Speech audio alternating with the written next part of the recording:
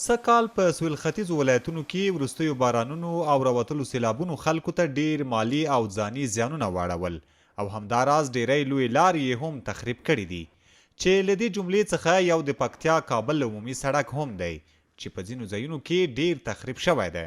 د دې لارې موټر چلونکي وایي چې له بارانونو راوروسته له یوې میاشتې څخه ډیره موده تیره شوې ده، خو لا هم د سړک تخریب شوې برخې همداسې ویجاړې پاتې دي چې خلکو او موټر چلونکو ته یې ګڼې ستونزې جوړې کړې دي.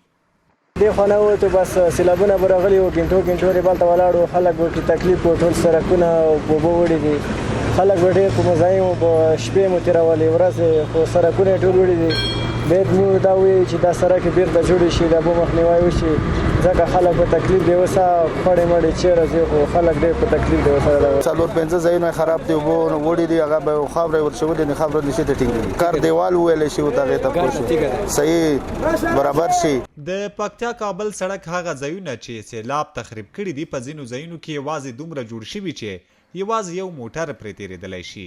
موټر چلونکي وایي چې په داسې ځایونو کې د ترافیکي پیښې خطر هم زیات وي او همداراز وایي چې د لارې د خرابوالي له کبله اوس د 2 ساعتونو پر ځای 2.5 ساعته مزل کوي. دا خاورې دي، ګردونه دي، تیږې دي، بس جوړونو لارې نشته. بل چکې چړانګې دي، هغه هم هسې پروته دي، خاور نه ډک دي، اوبو لاره بنده ده.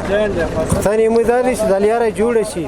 د موټر چلونکو د دې غوښتنې په اړه چې تخریب شوي سړکونه دې بیرته ورغول شي، موږ هڅه وکړه چې د پکتیا ولایت د ټولګټو چارو ریاست مسؤلینو نظر هم ولرو، خو له هڅې سره بیا هم بریالي نشو.